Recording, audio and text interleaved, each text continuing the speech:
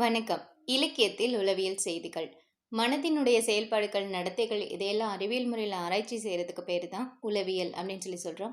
உள்ளத்த நனவுடை மனம், நனவழி மனம், ஆழ்மனம் அப்படின்னு சிக்மண்ட் ஃப்ராய்ட் 3ஆ பிரிக்கிறாரு. சிக்மண்ட் ஃப்ராய்ட தொடாம உளவியலை தொட முடியாது. ஏன்னா அவர் தான் உளவியலினுடைய தந்தை. நனவுடை மனம் அப்படின்றது நிகழ்காலத்தில் நடப்பதை உணரக்கூடிய மனம். நனவெளி மனம் அப்படின்றது சில கடந்த கால நிகழ்வுகள் ஏற்படுத்திய பதிவுகள். இந்த பதிவுகள் தான் கனவுகளா நமக்கு வருது.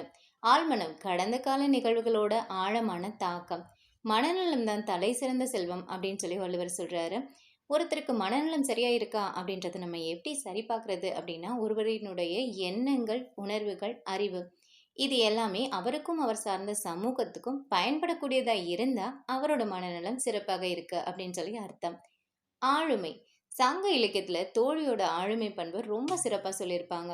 சூழலுக்கு ஏத்த மாதிரி விழிப்போட இருக்கிறது, தலைவி தலைவனோட மனப்பாங்கு அறிதல், அதே மாதிரி தலைவி தலைவன் இருவரினுடைய திருமணத்தின் சம்பந்தப்பட்ட செய்திகள் எல்லாமே யார் சொல்லுவா அப்படின்னா தோழி தான் அவர்களுடைய பெற்றோர்களுக்கு சொல்லுவாங்க. இது அறத்தோட நிற்றல் அப்படின்னு சொல்லுவாங்க.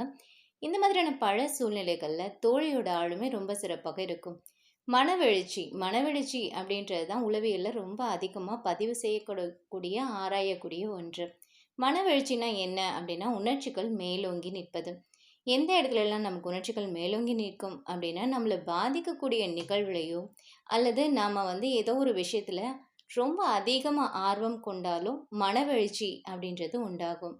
தலைவன் முதலாக தலைவியை பார்க்கும்போது ஒரு பெண்ணன் தலைவன் முதலா தலைவியை பார்க்கும்போது இவள் சாதாரண மானுட பெண்ணா இல்லை தெய்வமா அப்படின்னு தெரியாம ஐயம் கொள்வது, அதுக்கப்புறம் அவளுடைய ஒப்பனை, அதுக்கப்புறம் அவனுடைய மலர் வாடி இருக்கா, அவளுடைய கண்கள் இமைக்குதா, அவளுடைய கால்கள் தரையில நிற்குதா, இப்படியெல்லாம் அவனுக்குள்ள 1008 சந்தேகங்கள் வரும். இந்த சந்தேகங்கள் எல்லாமே தலைவியின் மேலே கொண்ட அந்த காதல்னால வரக்கூடிய ஆர்வத்தினால வரக்கூடியது.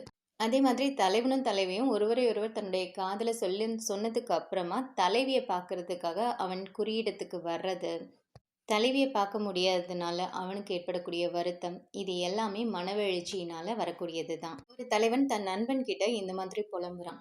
அவனுடைய காதல் உணர்வு எப்படிப்பட்டதா இருக்கு அப்படின்னா, வெயில் அடிக்கிற பாறையில வெண்ணெய் உருகி ஓடுறத காப்பாற்ற முடியாம பார்த்துக்கிட்டே நிற்கிற கையில்லாத ஒரு ஊமையன் போல என்னுடைய நோய் இருக்கு, என்னால் அதை பார்க்கவும் முடியலை, சகிச்சுக்கவும் முடியலை அப்படின்னு தன்னுடைய நோயை பற்றி ரொம்ப அழகாக சொல்கிறான். அதே மாதிரி தலைவி வராதப்போ தன்னுடைய மனதுக்கு ஆறுதல் சொல்லக்கூடியதா, தன்னுடைய மனதினுடைய துயரத்தை வெளிப்படுத்தக்கூடியதாகவும் தலைவனுடைய பாடல்கள் அமையுது. இதே மாதிரி தலைவியினுடைய மன வெளிப்பாடு அப்படின்றது கூட அதிகமானதாக இருக்கும். மனச்சிதைவு அப்படின்னு சொல்லப்படக்கூடிய நிலையை தலைவி அடைகிற மாதிரி நிறைய பாடல்கள் சொல்லப்படுது. மனச்சிதைவு அப்படின்னா என்னென்னா மனம் வெறுத்து தான் என்ன செய்கிறோம் அப்படின்றதே தெரியாமல் ஏங்கக்கூடிய ஒரு நிலை. தலைவனும் தலைவியும் ஒருத்தர் விரும்புகிறாங்க. தலைவனை தினமும் பார்க்கக்கூடிய தலைவி சில நேரங்களில் பார்க்க முடியாமல் ரொம்பவே வருத்தப்படுறா. அதுலேயும் இரவு குறியில் தலைவனை பார்க்க முடியாமல் தலைவி வருந்துவதை மனச்சிதைவு அப்படின்றதுல நம்ம பார்க்கலாம். தலைவி தலைவனை பார்க்க முடியாமல் இரவு முழுக்க முழிச்சிருக்கா.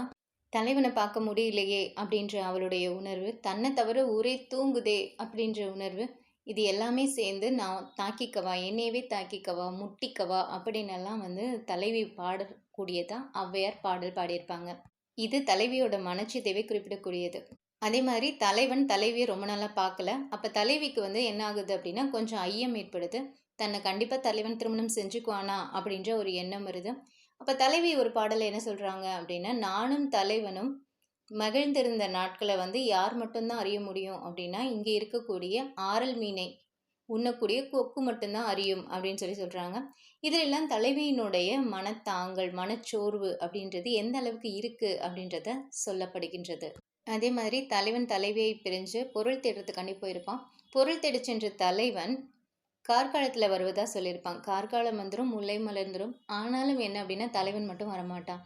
அப்போ முல்லை மலர்ந்திருக்கும் போது தலைவி என்ன சொல்லுவா அப்படின்னா, முல்லை மலரை நீ என்னை பார்த்து சிரிக்கின்றாயா அப்படின்ற மாதிரி கேட்பான். ஒரு அக்ரிணை பொருள் கூட தன்னை பார்த்து சிரிக்கிறதா மயங்கக்கூடிய அளவுக்கு அவளுடைய மனத்திரிப்பு அப்படின்றது இருக்கும்.